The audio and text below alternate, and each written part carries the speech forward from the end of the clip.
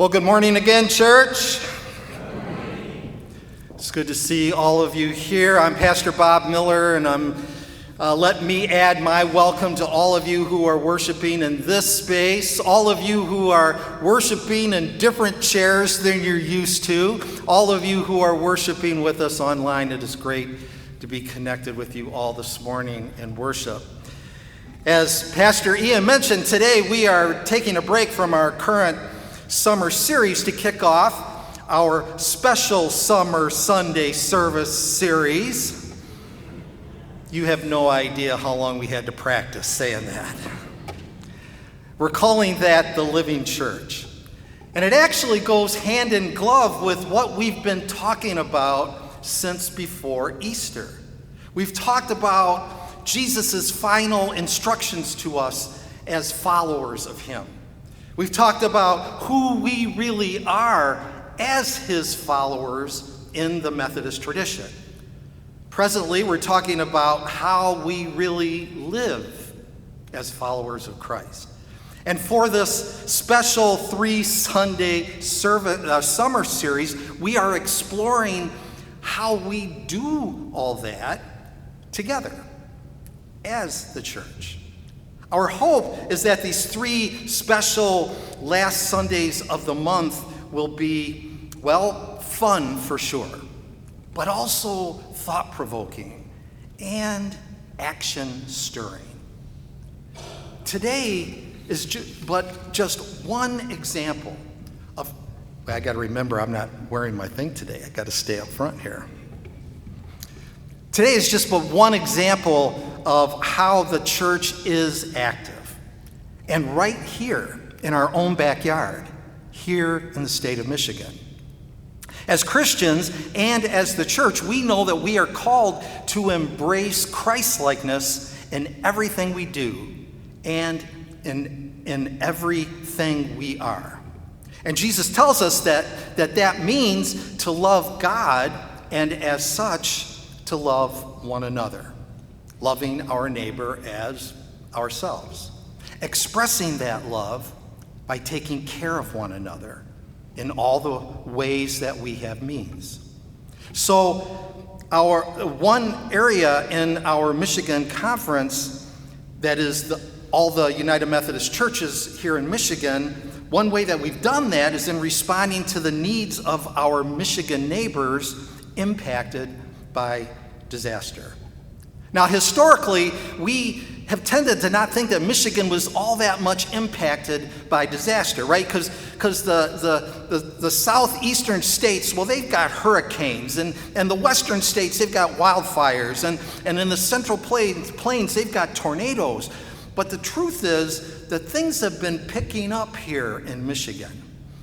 On August 11th, 2014, the Detroit area experienced a rain event that statistically is expected to occur once every 500 years. 4 to 6 plus inches of rainfall fell within a 12-hour period. The major freeways were completely impassable. There was 32,000 power outages. In excess of 100,000 homes were damaged across the Tri-County area as a result of flooding, with the damage totaling $1.8 billion. That was regarded as the largest natural disaster in the United States that year. As such, FEMA, the Federal Emergency Management Agency, declared it a major disaster. And many people received assistance from FEMA that year, as well as help from their respective insurance companies. But many low-income homeowners, people who were renters, well, they did not. At least not enough to restore their homes and their lives. But Scripture tells us God is the one who comforts us in all our trouble so that we can comfort other people who are in every kind of trouble. We offer the same comfort that we ourselves receive from God. And so in an effort to answer our call as followers of Christ, the Michigan Conference began its coordinated hands-on engagement in Michigan disaster response. But that was only the start, because since then, there have been 6 more major Michigan disasters, making 7 FEMA disaster declarations in just the last 11 years. And then this year already, we've had the Southwest Michigan tornadoes in March and the widespread Michigan floods throughout the entire state in April. So you can see Michigan is no stranger to significant natural disasters. And with each, people's lives are turned upside down. For sure, immediately following the disaster event itself, but for a great many, a long time after that event. Now, a little bit of background. When disaster strikes, emergency and first responders are first to engage. EMS, fire responders, state and local police, Red Cross. This is called the rescue phase. And when it's safe to go in, the disaster moves to the relief phase. Here, formally trained volunteer response teams are deployed. This is where the Michigan Conference first begins its hands-on engagement with our ERTs, or our early response teams, along with numerous other volunteer organizations, and there's a great number of them. And this can take days to maybe weeks to do, depending on the size of the disaster. But by the end, the emergency response resources are gone, and we no longer read about it in the media. They're gone. They're off reporting on other things. But people's lives are far from restored. And this is when disaster response moves into the recovery phase, which could take months to years. Now, those with insurance and other means, they can begin the long process of rebuilding. But those with lower means, those who, for a multitude of reasons, don't have sufficient insurance, do not have substantial savings, the outlook is not so good. This is where long-term recovery groups are hopefully formed. And when there's full engagement of volunteer organizations, like our VIMs, or volunteer in mission groups from the Michigan Conference. But there's, every major church and a number of nonprofits get involved in this volunteer action. This is not the glory work of working in a disaster, but this is where the future of those impacted, where that's really determined. And this is where the engagement of After the Storm, a nonprofit organization born out of the Michigan Conference and aimed at helping people get back on their feet in disaster recovery, this is where their engagement really shines. And so, my friends, we are blessed to have Michelle Austin, program manager, or project manager for After the Storm, or we'll affectionately call it ATS. She's here with us today to share with us who ATS is, a bit about her work that she does in ATS, and the work that ATS does to support the restoration of people's lives back to some kind of normalcy. So, my good friends, would you please join me in welcoming Michelle Austin to the podium?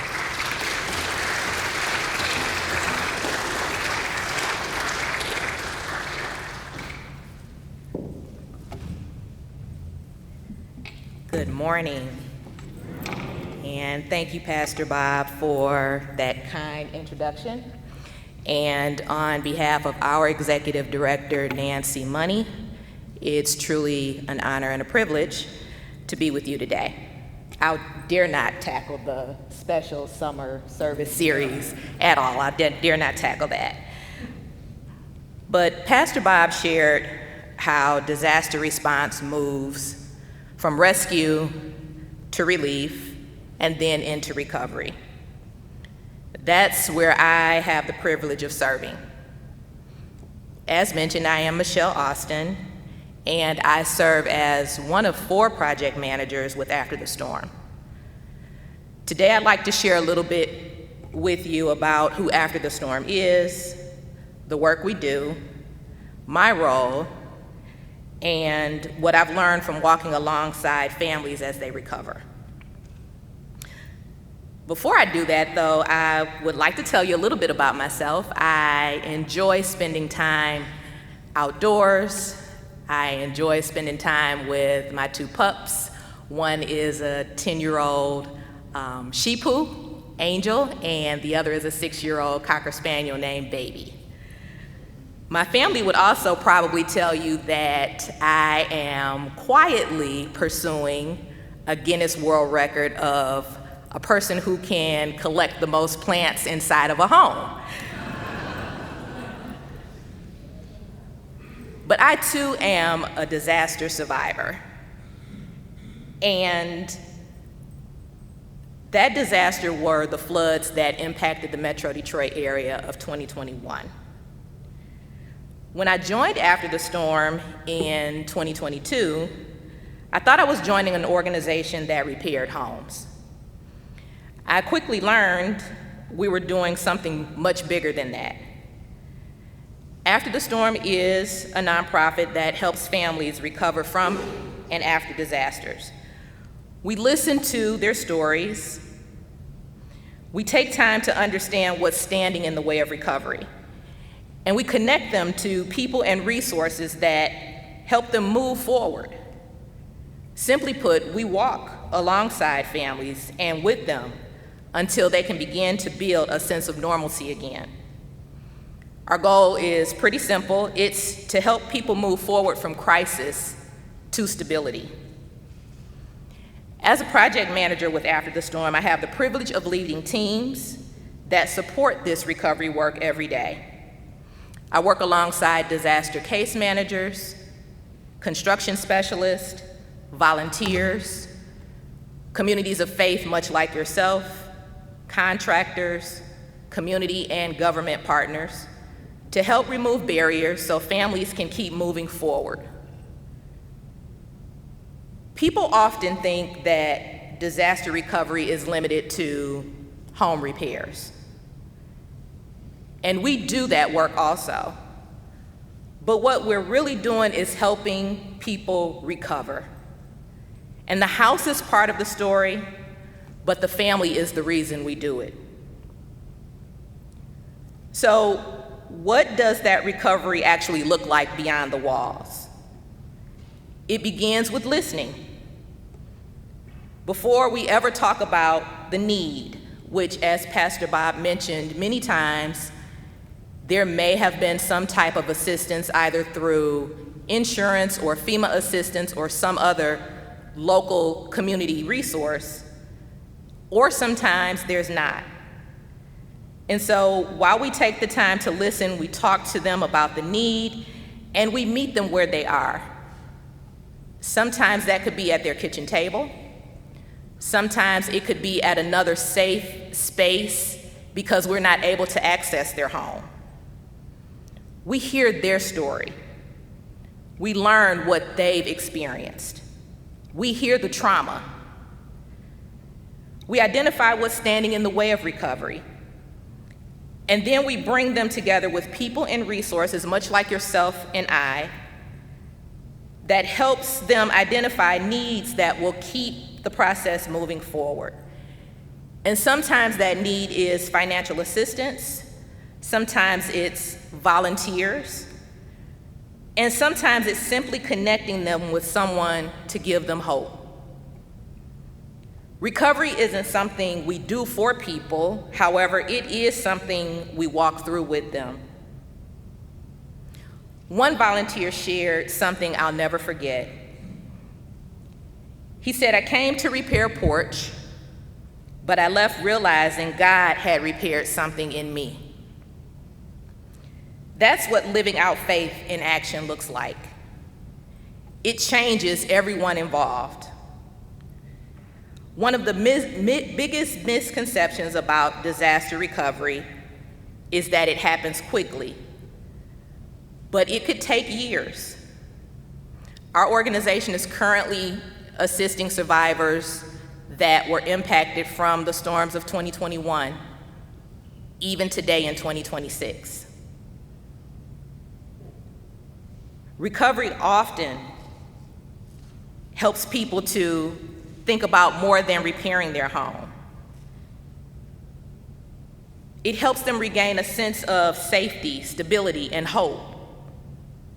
It helps someone feel safe enough to sleep in their own bed again. It's helping grandparents welcome grandchildren back into their home. It's helping a family believe that tomorrow can be different from yesterday. It's helping them feel a sense of peace that anytime there's threat of high wind or excessive rain, that today they will be okay.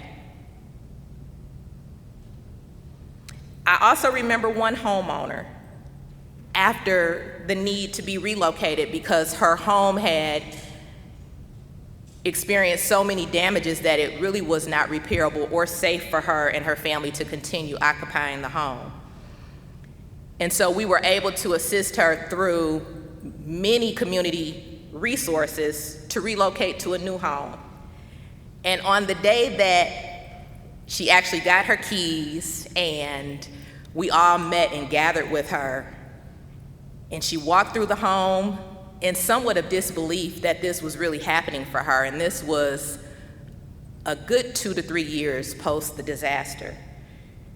She quietly looked around, she took in a deep breath, and she said, "For the first time since the flood, I feel like I can breathe again." She wasn't talking about drywall. She wasn't talking about the new surroundings that she was standing in.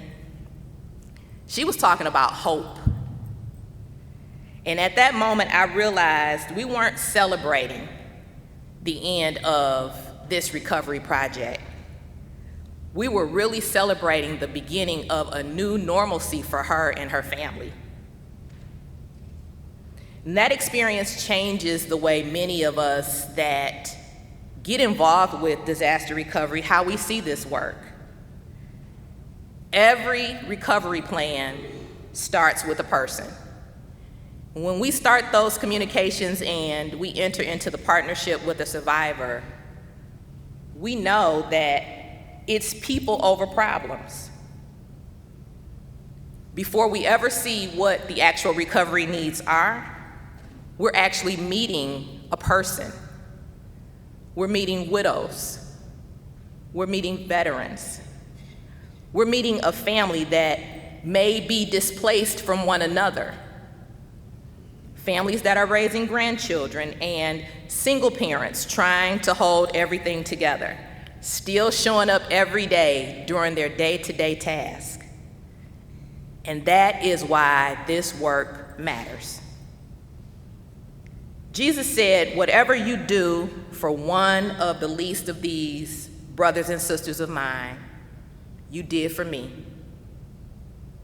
When you begin seeing people before projects, your perspective changes. You stop asking what's wrong with the house, and you start asking instead, what happened to this family? And that question changes everything. Pastor Bob, you reminded us that recovery begins after everyone else has gone home.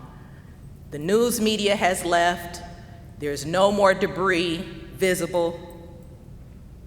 But I've witnessed that that is the precise time that we see God most clearly. I've seen him working through volunteers with a family that the primary caregiver and taker of their family and home had long passed away, and volunteers coming in to help rebuild and give stability and safety to that home just caused so much emotion in that homeowner that volunteer, who was actually an ERT representative, took a moment just to minister to her and to even help us as case managers and project managers and executive directors remember that in this work of clearing and restoring and rebuilding, sometimes we are also healing. And that is exactly what was happening with that homeowner. She was experiencing an unexpected healing in that moment. And I've learned that God often answers prayers by sending people. And sometimes those people happen to wear tool belts. And sometimes they wear t-shirts that say volunteers. And sometimes they're actually a neighbor just knocking on the door and asking, how can I help? Living out faith in action means staying present long after the cameras are gone and the dust has begun to settle, because that's when many families need us most. This work has changed how I think about service, and now having a better understanding that every act of service is worship. Every inch of debris that's removed, every meal that's delivered, every dollar that's donated, every hour volunteered, every act of kindness, every act of service is another opportunity to reflect Christ. Not because the task itself is extraordinary, but because the love behind it points people towards Him. The one thing I appreciate most about After the Storm is that no one does this work alone. We work really hard not to work in silos, because it gets very easy for those of us who are skilled and gifted and experienced in the things that we know to kind of pull away and want to do our own thing, but we have to do this together. Recovery is built on partnerships, faith communities, teachers, doctors, mental health professionals, retirees, business owners, Sunday school teachers, neighbors. Each person brings something different.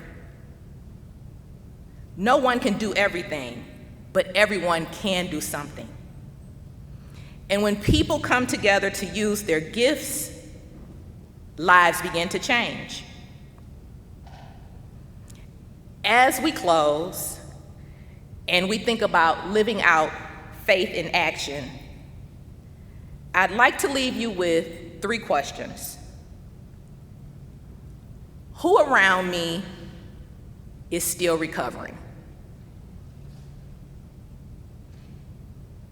Who needs encouragement?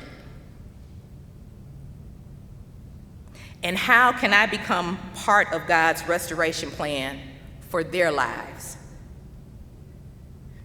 Not every storm leaves behind debris in a yard or down power lines. Some storms leave grief, isolation, loneliness, financial hardship, fear.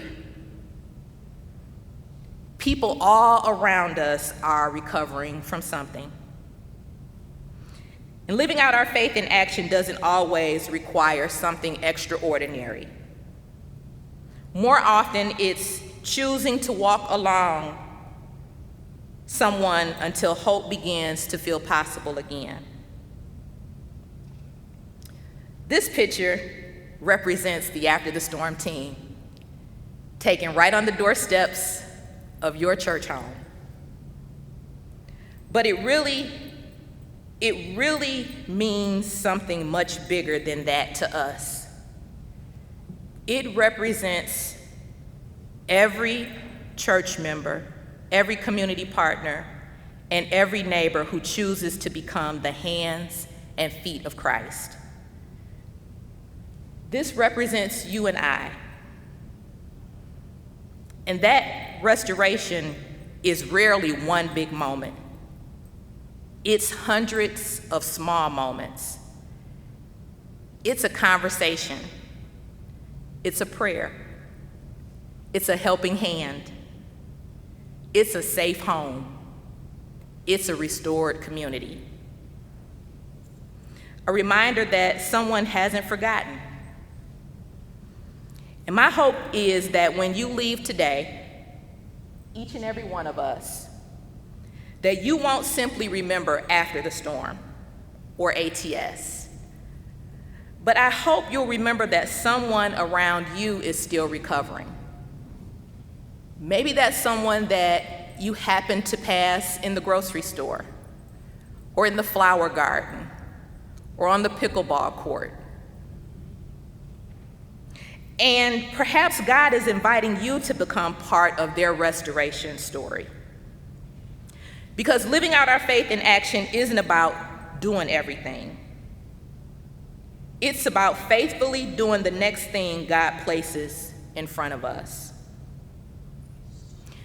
If God moves your heart to continue the work and to walk alongside after the storm, please feel free to visit our website at afterthestormmi.org. May God bless each of you as you continue living out your faith through compassion, service, and love.